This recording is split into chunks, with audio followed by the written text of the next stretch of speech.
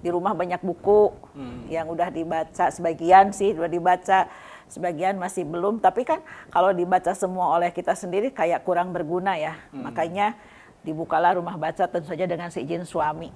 Klitik-klitik dulu suami biar diizinkan. Akhirnya suami memberikan izin. Kemudian dibuka itu sebelum pensiun sebetulnya itu.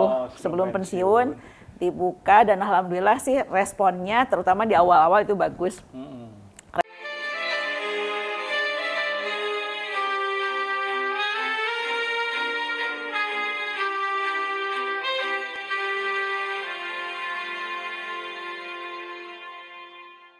Sahabat Usia Mas pada saat ini dikawani dengan Ibu Popon Siti Mariam. Dia datang jauh ke Cianjur dari Sumedang. Dari Sumedang. Dari Sumedang. Dan beliau ini sudah paripurna dari tugas pegawai negeri 2 tahun yang lalu. Namun demikian, kehidupannya masih sangat bermakna karena dia memiliki banyak aktivitas. Aktivitas satu, membuka rumah baca. Ya. Betul, Bu? Ya. Oke. Yang kedua, menjadi koordinator kegiatan ibu-ibu berjemaah. Apa istilahnya, Bu? Istilahnya Jumat Berkah. Jumat Berkah. Itu berbagi-bagi. Berbagi-bagi rezeki gitu. Berbagi-bagi rezeki. Luar biasa. Itu. Alhamdulillah. Nah, dari situ jelas sekali Ibu Popon tidak mau diam setelah memasuki usia emas, tetapi terus berkarya agar hidupnya terus bermakna, berguna bagi masyarakat. Betul, Bu? Insya Allah. Ibu boleh cerita bagaimana mendirikan rumah baca di daerah Ibu, di Sumedang sana? Bismillah ya. Tentang rumah baca itu, pertama memang saya suka membaca, dan saya pikir membaca itu harus gitu dilakukan oleh semua orang. Jadi sebetulnya itu greget saya, Mas, greget saya. Kenapa sih orang-orang nggak mau baca gitu? Terus saya ingin mengajak orang lain untuk membaca. Kemudian saya juga melihat di rumah banyak buku yang udah dibaca, sebagian sih udah dibaca, sebagian masih belum. Tapi kan kalau dibaca semua oleh kita sendiri kayak kurang berguna ya. Makanya dibukalah rumah baca, tentu saja dengan seizin suami. Klitik-klitik dulu suami biar diizinkan. Akhirnya suami memberikan izin. Kemudian dibuka itu sebelum pensiun sebetulnya itu. Sebelum pensiun dibuka, dan alhamdulillah sih responnya terutama di awal-awal itu bagus. Responnya itu dari pembacanya, anak-anak di seputaran rumah saya yang di Sumedang. Kemudian dari masyarakat luas juga, karena saya suka posting-posting di sosial media. Terus banyak yang bersimpati lah, kemudian berdonasi. Berdonasi banyak lah. Donasinya dalam bentuk uang atau dalam bentuk buku, Bu? Ada dalam bentuk buku, ada dalam bentuk uang, ada dalam bentuk doa. Doa itu juga mujarab. Oh iya. Gitu. Jadi ada doa, ada buku, ada uang, donasi-donasinya. Kira-kira ada berapa jumlah buku yang tersedia? Saya nyerah kalau di sana, tapi kalau kira-kira boleh ya? Boleh. Banyak. Oh, saya ingat awal itu saya cuma 70 eksemplar. 70 eksemplar? 70 buku ya. Namanya eksemplar ya, 70 buku pokoknya. Judul sekalian gitu. Sama judul sekalian. Itu judul. Dibawa dari koleksi pribadi yang di rumah Cianjur, dipilih sebagian. Cuma disimpan di meja gini, Mas, awalnya di teras. Terus dari situ wah banyak kiriman, terus kadang saya juga beli gitu ya, kalau ada rezeki, ada yang kirim uang dibelikan, ada yang kirim uang. Sekarang kayaknya 500 ada ya. 500 buku. 500 buku. Oke. Datang pembaca kira-kira sampai berapa per hari? Kadang-kadang nggak tiap hari sih, nggak tiap hari datang. Biasanya hari-hari mereka anak sekolah yang datang. Iya. Kalau hari Minggu ada kadang-kadang 2 gerombol, 3 gerombol gitu sehari itu. Mereka bergerombol 3 orang, 4 orang. Tapi luar biasanya itu nggak di seputaran rumah saya aja loh yang baca. Jauh-jauh Yang ya. jauh, yang sedesa lah. Yang sedesa kan termasuk jauh kan. Radiusnya kan bisa sampai 3 kilo. Iya. Tuh. Terus kan saya itu buku-bukunya hanya disimpan di teras, tapi pakai rak, sekarang udah ada raknya, ada meja tempat gini. Terus sistemnya itu kayak self service, apa sih namanya, swalayan.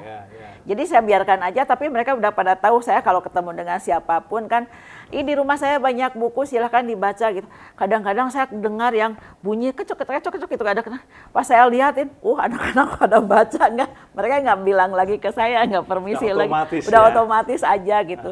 Kadang-kadang disemperin, kadang-kadang ya biarkan aja. Jadi itu dimulai sebelum pensiun ya? Sebelum pensiun itu.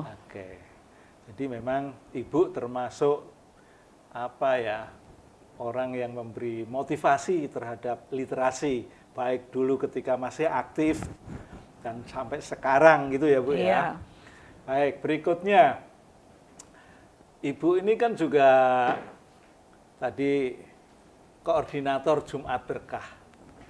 Nah, memang Jumat Berkah ini sekarang kelihatannya menjadi sebuah entah model, entah apa, karena saya pernah pergi ke Banyuwangi, pernah menemui, ada juga ya. Selesai sholat Jumat, bagi-bagi adalah dalam box kecil-kecil itu, mungkin isinya snack. Kalau Ibu apa Bu? Saya makan berat. Makan berat. Tapi maaf ya Mas, kalau saya sih sebetulnya kurang tahu di tempat lain itu ada atau tidak gitu ya. Yang menjadi motivasi awal saya itu ibu saya. Ketika saya masih di luar daerah, masih merantau gitu.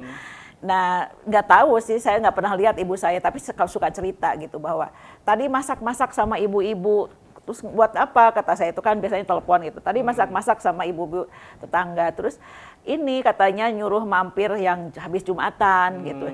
Nah itu berkali-kali beliau tuh cerita gitu, bahwa dia suka nyungguhan gitu ya, untuk yang pulang, tapi di rumahnya. Di rumahnya Ibu? Di rumahnya. Nah, terus Mas kan salah satu yang harus dikerjakan oleh anak itu adalah melanjutkan kebaikan orang tuanya.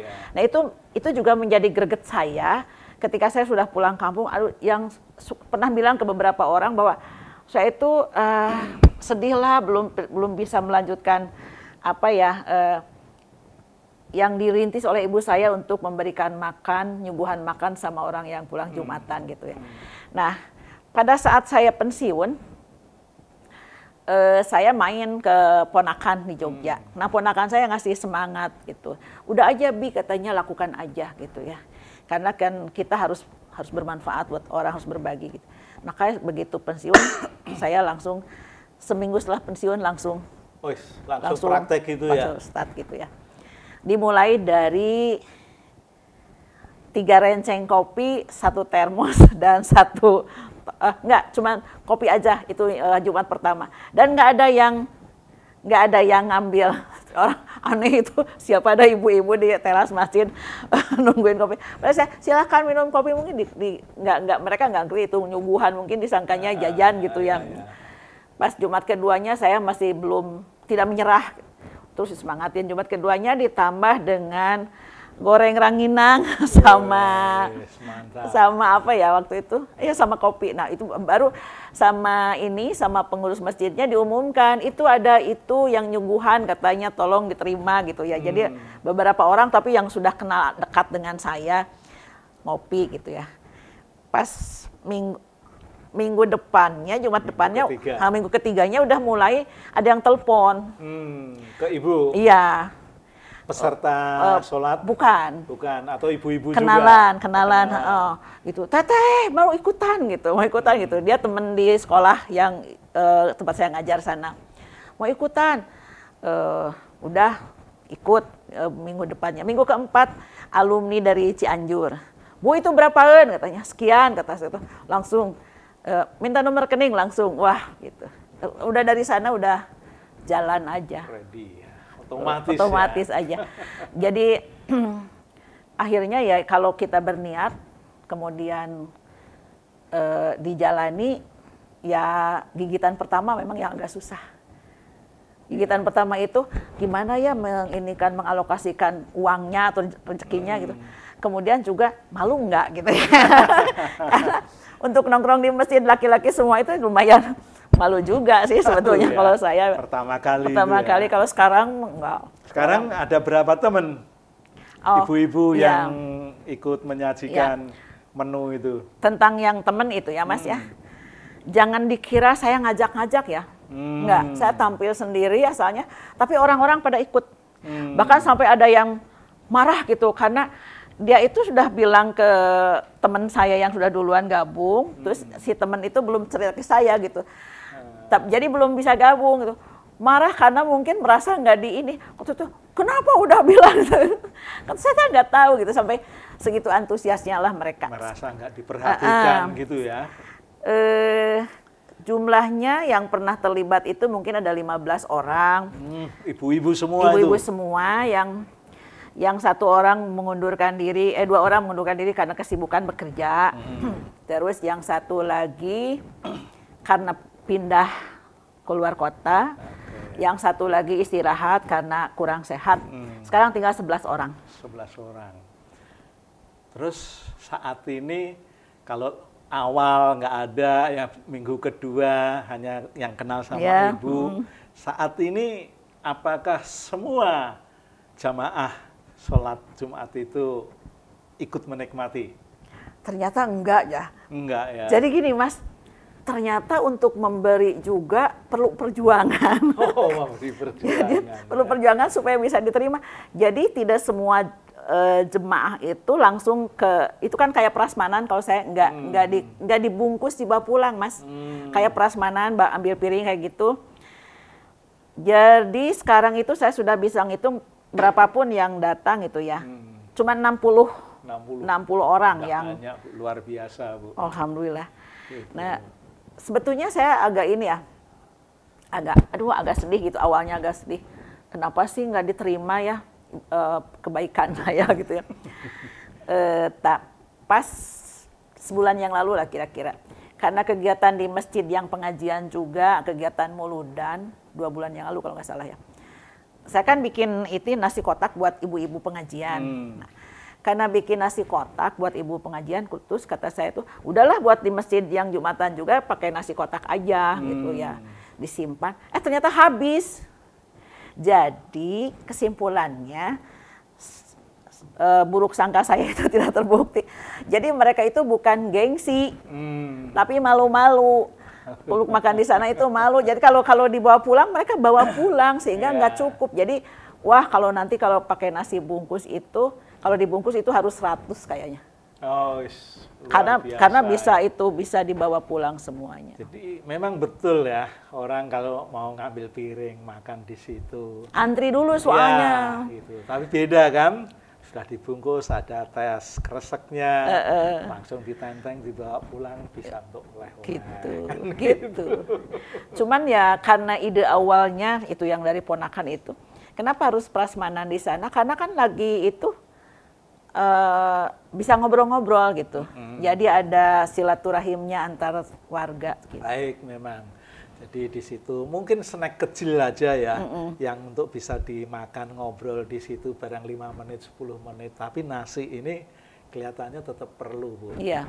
Karena saya melihat yang di Banyuwangi itu ada snacknya, dimakan di situ, ngobrol ngalor ngidul lah, gitu. Tapi dia juga bawa pulang, gitu ya.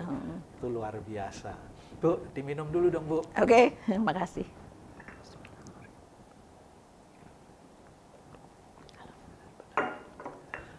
Ibu, kehidupan Ibu di Sumedang itu kategori di desa atau di kota, Bu? Desa. Di desa. Apa yang Ibu rasakan kehidupan dulu di Cianjur di kota, lalu pindah ke Sumedang di desa? Apa yang Ibu rasakan? Pertama dari segi fasilitas kehidupan. Fasilitas hidup itu ya jelas ya di kota lah ya. Jangankan untuk misalkan rumah sakit dan sebagainya, untuk jalan kaki aja, untuk olahraga. Kita kan lansia ya, harus olahraga ya. Kalau di kota kan ada tempatnya ya. Nah, yang orang-orang olahraga. Kalau saya di desa sekarang di jalan desa. Jadi agak lucu juga gitu ya, karena dulu pertama kali saya pulang kampung itu, mungkin mereka nggak biasa orang jalan gitu ya. Jadi pada nanya, apalagi ketika saya lari-lari kecil, ada apa katanya, kok lari-lari? Saya tuh bingung ngejawab apa. Jadi Ibu ketika pulang kampung boleh dikatakan membawa paradigma baru ya? Mungkin jadi ya. tontonan. Iya. Terus tapi kalau masalah yang lain-lainnya, saya rasa saya lebih suka yang di desa sekarang. Ya. Banyak hal yang, misalkan dari segi alam, itu jelas lebih enak di desa lah ya. Kemudian karena saya sekarang beraktivitas seperti itu, kayaknya saya merasa lebih diterima di desa daripada di kota. Ya. Kalau di kota kan memang kehidupan cenderung individual. Ya. Kalau di desa kan masih komunal ya. Ya. Jadi semua bisa hidup selaras dengan alam. Udaranya juga segar kan. Udaranya lebih segar. Terus itu tadi ketika kita mencoba berbagi itu yang di Jumat Berkah itu, keberterimaannya lebih besar sih sebetulnya dibandingkan dengan itu. Tadi saya cerita nggak dari mana itunya, nggak ya? Apanya? Sumber dananya? Sumber dananya. Belum Belum Ibu ya? mau tanya, tapi kan ada alumni kasih donasi. Oh iya itu, oh iya udah tadi. Kan Enggak, gitu. saya tuh perlu cerita Mas tentang ujiannya. Oke. Boleh nggak diceritakan ujiannya? Ujian bersedekah. berbagi ya. Dalam berbagi itu. Bersedekah. Oke, silakan Bu. Jadi gini, ternyata ketika kita berniatkan untuk berbagi itu, ujiannya adalah malah kesempitan. Maksudnya gimana? Maksudnya saya pernah misalnya, wah ini nggak ada gitu ya dana buat Jumat 2 hari lagi Jumat ini hari Rabu, nggak ada gimana? Terus kata suami, ya udah stop aja dulu. Kata saya, enggak, Bismillah aja gitu. Ada ketok-ketok gitu ya. Ibu ini dari Bapak gitu. Datang gitu. Kayak gitu itu lucu Mas kalau saya. Ya. Tantangan tapi juga oh gini ujiannya ternyata gitu ya. Jadi segala hal yang menghadap kelihatannya rintangan, tetapi karena Ibu juga mau berbuat baik, maka ada jalan keluar. Itu pasti, Bu. Iya. Itu pasti ada jalan keluar. Insya Allah. Nah, begitulah teman-teman sahabat usia Mas, kisah dari Ibu Popon yang aktif di bidang literasi, membuka rumah baca, lalu aktif berbagi melalui kegiatan masjid, dan ternyata mau berbuat baik, tantangannya juga ada. Meskipun demikian, selalu ada jalan keluar di hari-hari yang sifatnya mepet sekali. Jadi itu jangan khawatir ya teman-teman, bahwa berbuat baik selalu ada jalan keluar, selalu memberi makna hidup bagi diri sendiri maupun bagi orang yang menerimanya. Terima kasih Ibu Popon. Sampai ketemu pada kesempatan yang lain. Insya Allah. Terima kasih.